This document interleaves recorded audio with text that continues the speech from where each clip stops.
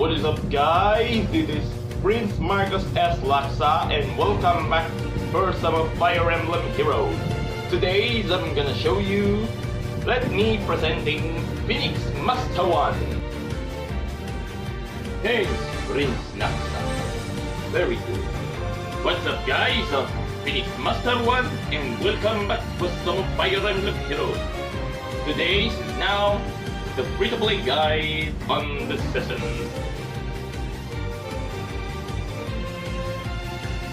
Let me present you with Monks.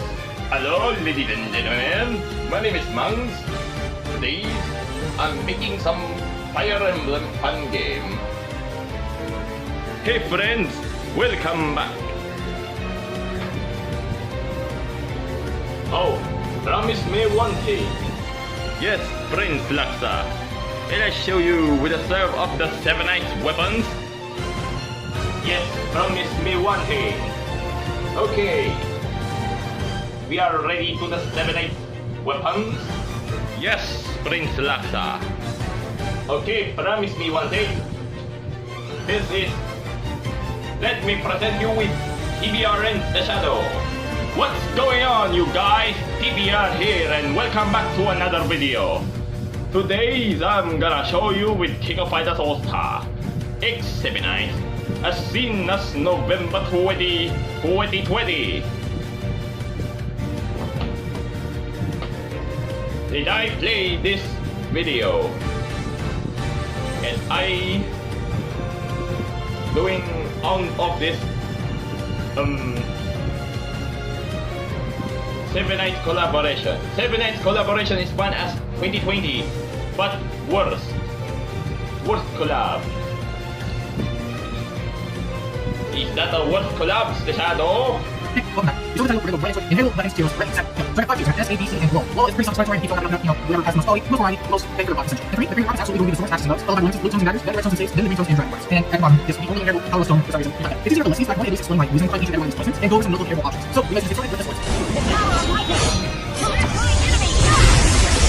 Have actually really struggled in terms of just inheritable weapons for really long. But ever since Winter Manuela came out with Winter Rapier, it's just been snowballing because pretty much every single month, maybe minus a couple of exceptions, we've probably been getting a brand new inheritable sword or some seasonal sword that was previously locked behind the seasonal, now in normal pool. And the ones that are brand new and or seasonal locked still, they do offer quite a bit. But let's go over some of the notable ones. We have Allied Sword, which is just a basic, simple support weapon, which, you know what, it's nice to have around regardless, especially considering the last inheritable sword that was supportive was Kadomatsu, and that was pretty much the first New Year's banner with Mill on it. So to have something that's just readily available for support is really nice in general. Albeit it's not necessarily like the most amazing sword, but if you're using a support unit that is a sword, this isn't a bad option. And just recently on the second summer banner, we had Coral Saber, which is just basically the second half of Divine Tier thing, aka gives a guaranteed follow-up with an attack defense boost. And this is probably one of the best inheritable swords that we have right now, mainly because it just grants a guaranteed follow-up, which is really solid, not only for the slower units who can't really function in the enemy phase without quick riposte, but the faster ones who now don't even need no follow-up as they can just make a speed check to bypass any impact effects. So this is really nice to have. You also have the recently added Floor King from the last Tempest Trial, which is just near trace, which is still really good on its own, especially since now you can put this on maybe like a cavalry unit, so they can run flows and gain even more effects, or you can put this on like an infantry unit with Tempest and just have some sort of canto on like any sort of unit, or you can go the meme route and give it to Arden with Assault Troop. And even though it won't necessarily like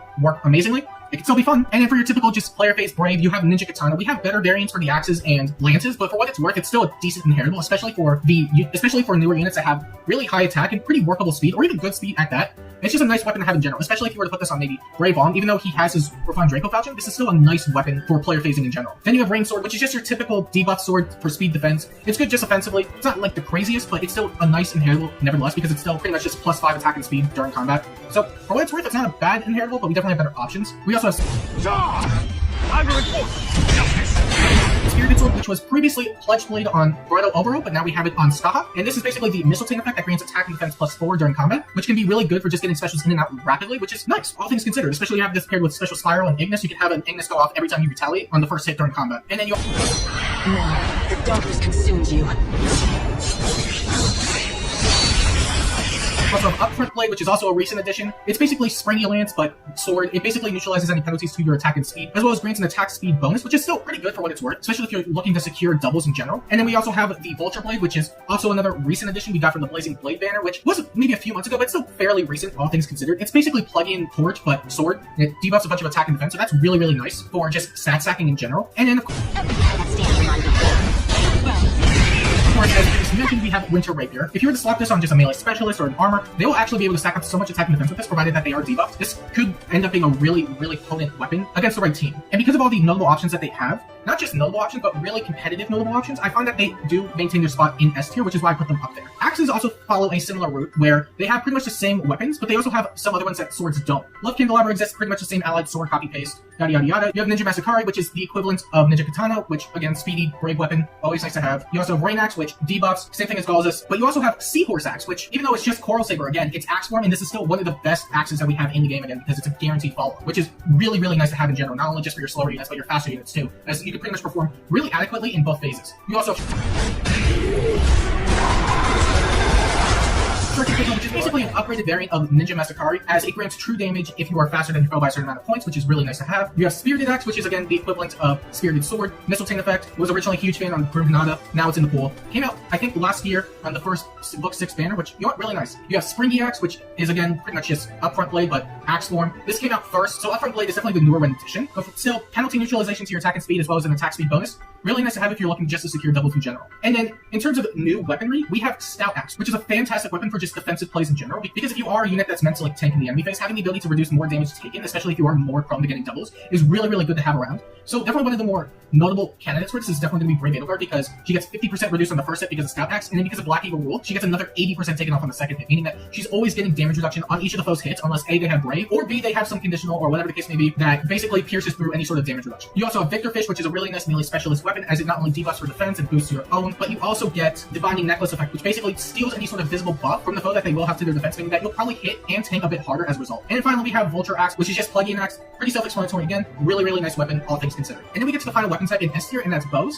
Bows also have quite a lot. Similarly to axes and swords, they have their own bit of inheritance that most other weapon types really can't replicate, but for the most part, they also share a similar amount of effects, such as Courtly Bow, which is the same thing as the Stout Axe, same thing, damage reduction on first hit, no, really nice to have on your defense armors. Monsters always just gimmicky, but if you are able to just land a single hit regardless of the amount of damage you put out, then you're flicking tanks. It's not really like the most coveted bow for both ways, where it can have its niches, so I still put it here. There's a Plugin Bow, which is simple, self-explanatory. You basically inflict a bunch of debuffs on the foe during combat, really nice to have. You have Rainbow, which is still akin to range sword and range axe, debuffs during combat, self-explanatory, but then you get to Spin Bow, which is minus 7 attack on the foe, and plus 7 attack yourself during combat, which makes all the defensive bows extremely tanky. This is basically just a plus 7 attack defense res bow, which is really nice to have, especially if your armors can just double with fire skills, making them not only more bulky, but harder to take down, and able to just have more damage in general, which is really nice. The only caveat is that if you trigger your special, it's going to get reduced back by 2 points, but if you trigger your special consistently, it's not really gonna be that big. You also have Spring Bow, which is akin to Upfront Blade and all the similar effects where, again, attack speed, penalty neutralization, and attack speed bonus, really nice stuff. You have Tempo, which is the equivalent of Winter Rapier buff bows. You have Unity effect, which is really, really nice. It is free, but I'm saying it's just no consideration. It's so nice regardless, but again, Unity Bow, really good. However, in my opinion, what I like the bows up here is White Cap. When you tell me you have the initial speed Rainbow that has no White Cap, and you can more speed or attack or whatever you want, I say this absolutely good bows in S tier because it does have so many speed bows that otherwise would be struggling to save. And while it's not necessarily like the most crazy available, it doesn't put like some bows into like super high ratings. It does help out so much where it just raises the war quality in general. And it feels like a lot of those just aren't left out anymore in terms of just player based or enemy based and what they specialize in. As now each bow can pretty much do what they need to. And that's why I also have those up here. And the next floor is the S rank bows. Then we have the lances, which they also share a similar amount of effects too.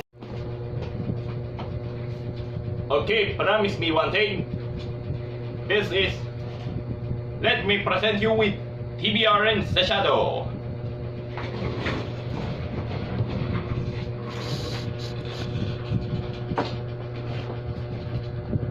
What's going on, you guys? TBR here, and welcome back to another video. Today I'm gonna show you with King of Fighters Allstar X79 as soon as November 20, 2020. Did I play this video? And I doing on of this 7 Nights collaboration. 7 Nights collaboration is fun as 2020, but worst collab. Is that a worst collab, The Shadow?